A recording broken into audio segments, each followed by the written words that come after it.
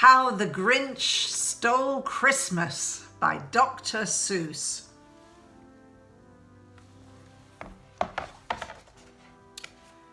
Every Who down in Whoville liked Christmas a lot.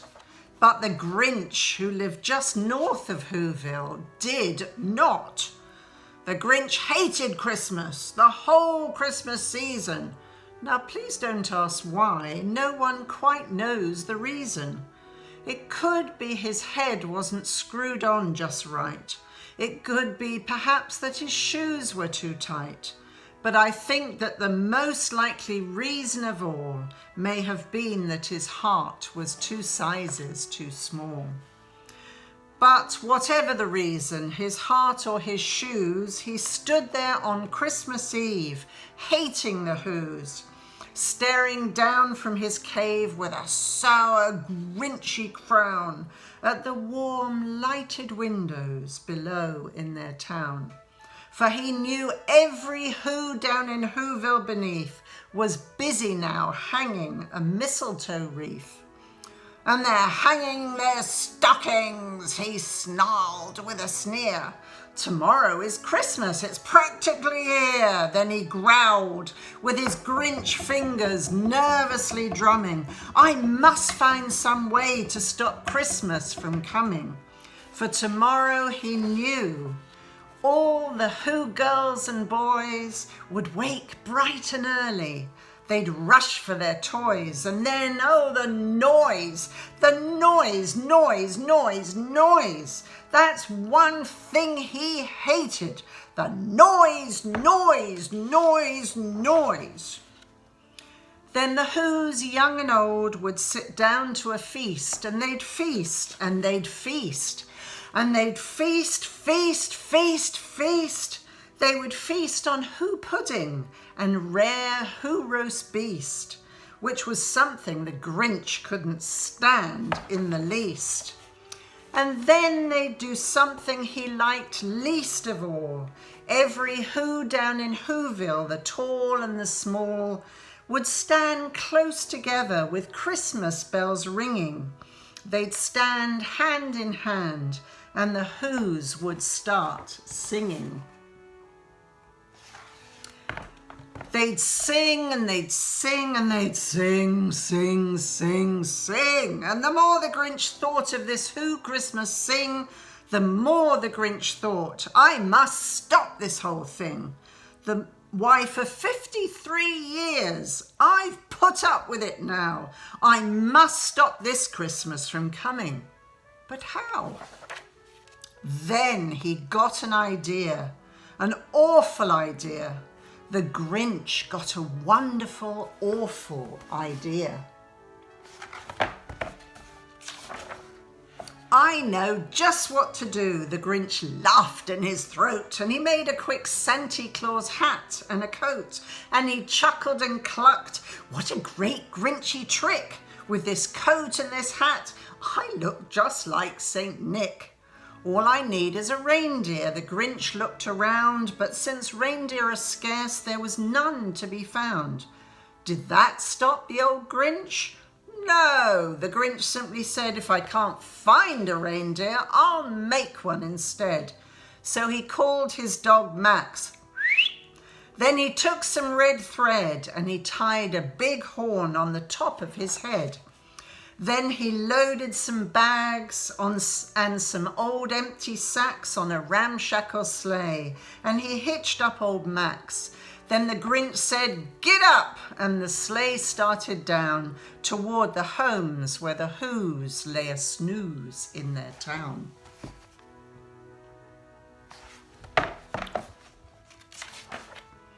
All their windows were dark. Quiet snow filled the air.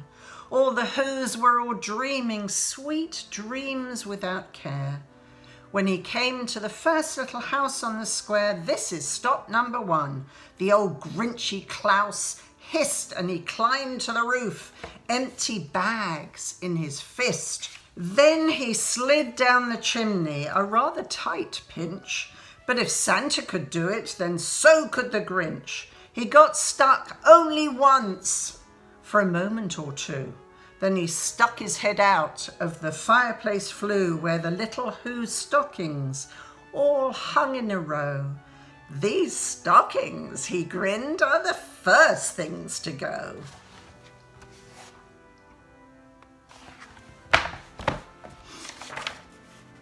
Then he slithered and slunk with a smile most unpleasant around the whole room, and he took every present: pop guns and bicycles, roller skates, drums, checkerboards, tricycles, popcorn and plums, and he stuffed them in bags. Then the Grinch very nimbly stuffed all the bags one by one up the chimbley.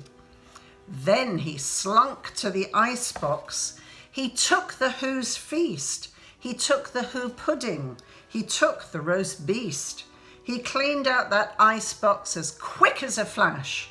Why, that Grinch even took their last can of Who hash. Then he stuffed all the food up the chimney with glee, and now, grinned the Grinch, I will stuff up the tree. Then the Grinch grabbed the tree and he started to shove, when he heard a small sound like the coo of a dove. He turned around fast and he saw a small Who, little Cindy Lou who was not more than 2. The Grinch had been caught by this tiny Who daughter who got out of bed for a cup of cold water.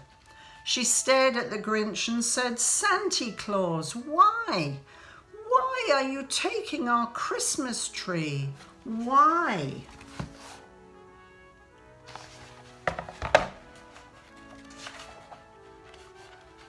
But you know, that old Grinch was so smart and so slick, he thought up a lie, and he thought it up quick. "Why, my sweet little tot," the fake Santa Claus lied, "there's a light on this tree that won't light on one side. So I'm taking it home to my workshop, my dear. I'll fix it up there, then I'll bring it back here." And his fib fooled the child. Then he patted her head and he got her a drink and he sent her to bed. And when Cindy Lou Who went to bed with her cup, he went to the chimney and stuffed the tree up. Then the last thing he took was the log for their fire. Then he went up the chimney himself, the old liar. On their walls he left nothing but hooks and some wire, and the one speck of food that he left in the house was a crumb that was even too small for a mouse. Then he did the same thing to the other Who's houses, leaving crumbs much too small for the other Who's mouses.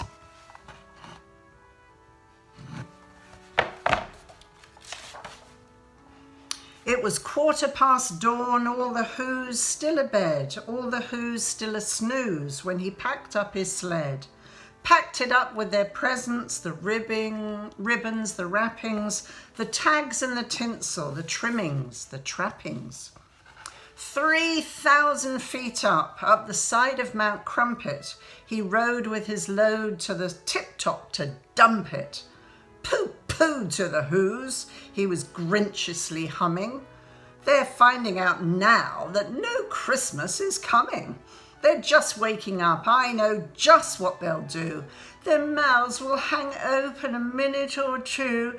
Then the Who's down in Whoville will all cry, boo-hoo." "That's a noise," grinned the Grinch, "that I simply must hear." So he paused, and the Grinch put his hand to his ear.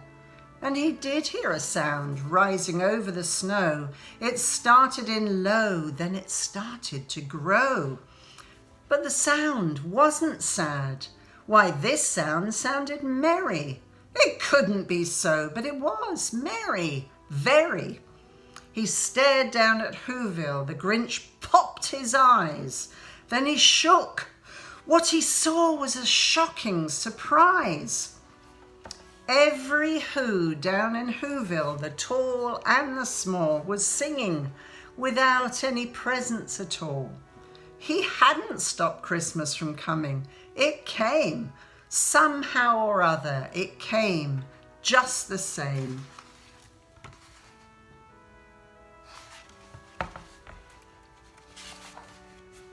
And the Grinch, with his Grinch feet ice cold in the snow, stood puzzling and puzzling. How could it be so? It came without ribbons, it came without tags, it came without packages, boxes or bags. And he puzzled 3 hours till his puzzler was sore. Then the Grinch thought of something he hadn't before. Maybe Christmas, he thought, doesn't come from a store. Maybe Christmas, perhaps, means a little bit more. And what happened then? Well, in Whoville they say that the Grinch's small heart grew 3 sizes that day, and the minute his heart didn't feel quite so tight, he whizzed with his load through the bright morning light, and he brought back the toys and the food for the feast, and he